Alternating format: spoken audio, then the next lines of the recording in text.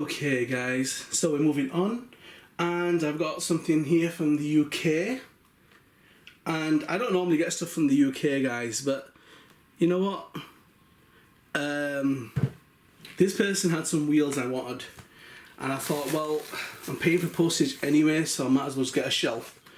But you know, I don't know if you know guys, it is so hard to get drift wheels that are wide, deep dished. And I love deep dish. So, let's have a look. Oh, without wrecking everything on the table. And now I've got one of these shells anyway. I always thought I'd have a backup one. I think the case was damaged, but you know what, not a biggie. There's my blade. Let's get this cut open. Come on. Right, but it's the wheels I was really after, guys. Alright, let's have a look. Okay, one of my top 10. So I wanted a backup. I tend to do that, guys. So this is the Audi Red Bull version, the DTM. And I love this car. I love the jacked up spoiler. I love the blown out fenders. I love the splitter at the back. And yeah, you know, everything that's got on there, I love it. So I always thought I'd get one as a backup car. The shell's a bit tatty, but the car is in good condition. And the reason why I went for this is because he had the wheels that I wanted. Now these wheels were expensive. They were used, but really expensive, which I wasn't too happy about, but I knew I wouldn't get them really from anywhere else. If you watched one of my recent vids, you would have seen that I've done a vid on converting your 90mm wheelbase for your all-wheel drive car to 98. So you need wide wheels. Finding nice all-wheel drive wide wheels is a mission. Anyhow, he seemed to have a nice set and he wanted an arm and a leg for it. But yeah, I thought this is gonna look pretty cool on like a LaFerrari. So have a look at them little bad boys. Nice deep dish wheels, guys. So yeah, should be a full set. As I say, they are used, but this is like rocking horse pool. You can't get hold of them. You can't get hold of nice wide drifting wheels. If this was 1/10 scale, you could get them all day long and dirt cheap. But blooming Mini Z's, you can't.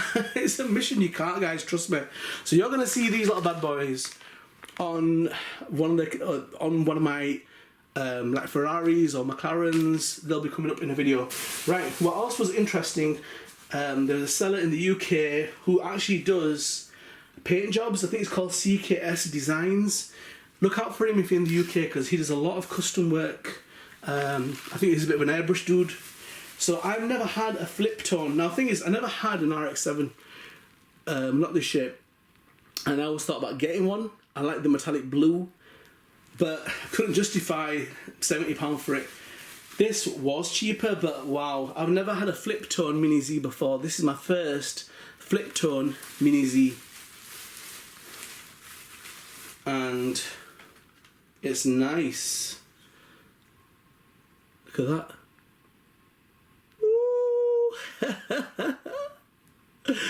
I didn't think you could do flip tone on Mini Z's. I remember when this was big in the 90s, doing flip tone. Isn't that crazy? It's got that chameleon kind of, in a wrap, a vinyl wrap, that is chameleon purple and green. Oh, I like that. I like that. You guys probably think you're a little weirdo, but I like that. That is unique. I like unique stuff. So we need to look at that bad boy on the stand. So yep. But yeah, I love unique stuff, guys, and that is unique, man. So I always held off on the RX7s. I thought there'll be one that comes along that I like, and it did. So I've actually bought another shell of him, which is a custom shell, and I think me and him will be doing business together because he's got some cool stuff. So that'll be probably coming up in maybe 4 or 5 videos. You'll see that. Righty. Okay, check them out on the display stand. Get subscribed, notified. You do not want to miss out. Right, guys. Catch you on the next vid. Okay, guys. So here we've got a custom Mazda RX7. I believe this is the FD3S model. That's got a very amazing custom paint job, which I hope you can see because I can't tell if you can see it.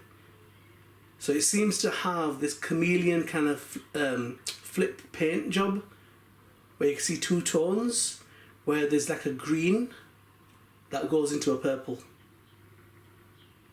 I don't know if you guys can see it, but it looks pretty cool. I like that though. I had been wanting to get one, but I didn't. And when this came along, I thought, yes, I don't have a 2-tone, flip tone kind of car. That's my first, but that is pretty unique, and I do like that, guys. So this particular shell was made in 2010, and it sold out in 2014. Wow. So they are kind of rare. I know with the initial D, you got loads of RX7s that have come back out, but the original batch of these, they've sold out. This is a 90mm wheelbase car. It's the M. The chassis type is the RM, the rear motor mount, and this will fit most of the MR03s and the drift cars as well. The front wheel is 1mm narrow offset, and the rear is 1.5mm, and it can either be narrow or 1mm wide. Okay.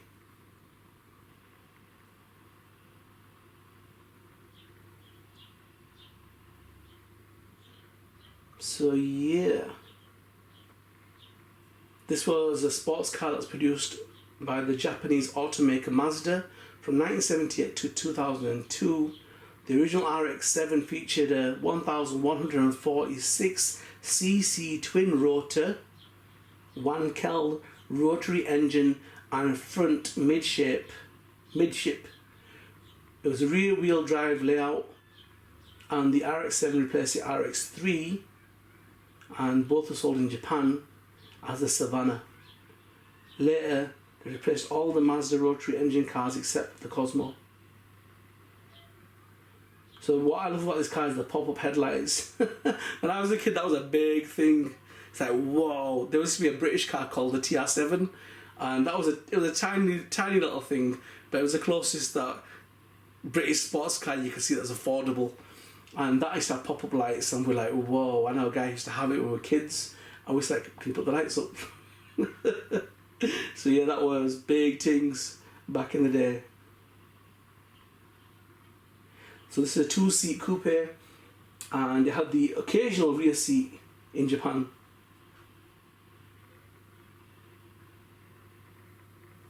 And can we get any specs on the car? So this car had made the Car and Driver magazine's 10 best list 5 times. And whoa, there's about 811,634 RX7s were produced. So the third generation of the RX, the FD, which is the FD3S for the JDM and JM1FD for the USA versions, they had an updated body design, and it was the first ever mass-produced sequential twin-turbo charger system that they'd exported from Japan. 255 PS, and it's kicking out about 276 horsepower. I'm going to go through this pretty quick, guys. There's a lot of specs on the car. You don't want to hear me babbling. I don't even know if you guys like this stuff. I just thought it would be nice to know a bit of the history of the car itself.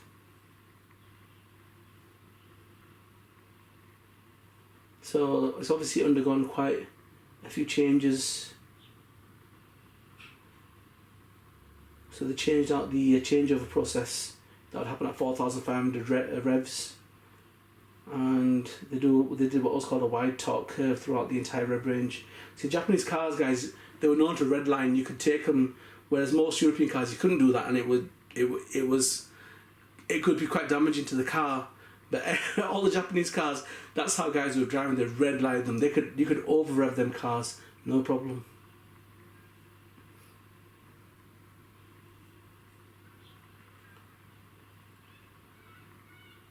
So yeah, that's basically.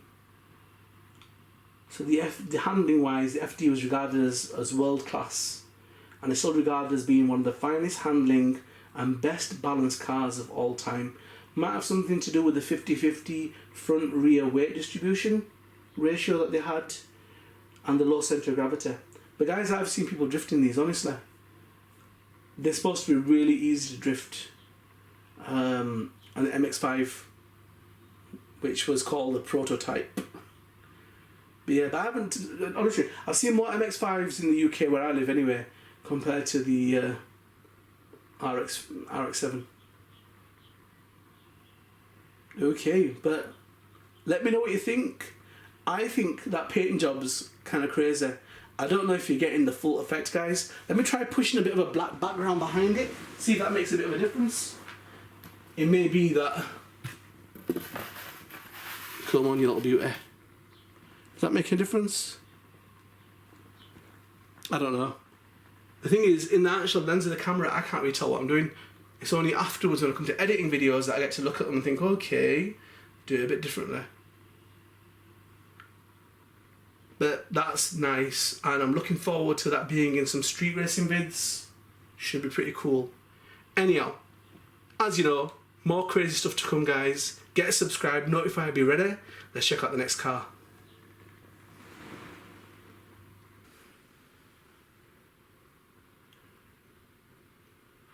And here, guys, we have one of my favourite Kyosho Mini Z cars.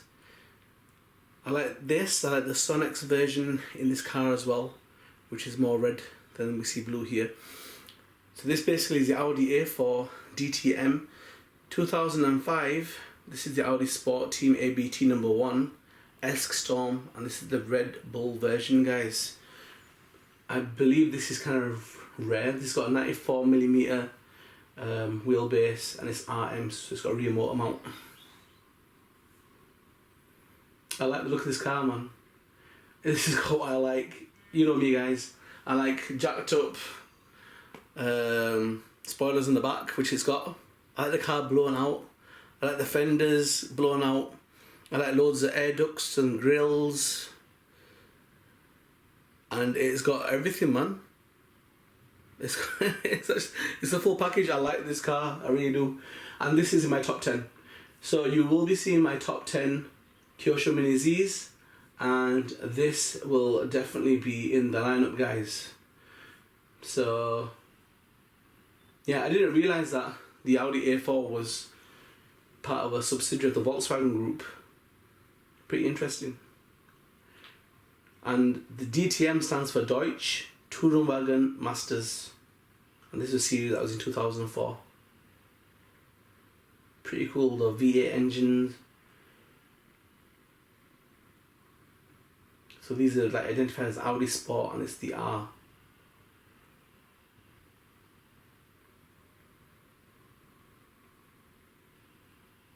An amazing car, man. So the mounted at the they've got a trans-axle type transmission, which is mounted at the rear of the engine, and the car's a front-wheel drive, or on some models Quattro. Now my brother had a Quattro, and I'm telling you something, guys, man, that handled so well. And you know, even though BMWs and Mercedes are good cars, but in the snow they're terrible. I've got a Ford. I was sliding about everywhere, and no joke, we went on my brother's Quattro and we drove on hills filled with ice. The car didn't slip once. Really an amazing car. And even though it was a diesel, it was about it was a 3.2 litre diesel, I believe. And well, that thing shifted, man. Even for a diesel, it shifted. So yeah, German technology, amazing. But this car, I really think they've got it right. And when I do street races, guys, this is definitely in the lineup. I mean, it's one of them that I cut the tape on this. It was completely brand new, sealed. I cut the tape and I thought, oh man, I wanted to keep this like proper pristine. And that's the way I got it. But if I don't cut the tape, I won't make the vid. So I want you guys to see it in its full glory. But also, I want to run this in a street vid race. So let's see how it gets on. But a little beauty. People have said that it looks a little bit more fatter than the actual real life car, but I think it looks pretty cool. Right guys, let's move on. That's definitely top 10, and my top 10 list should be coming out pretty soon, guys, so stay tuned for that.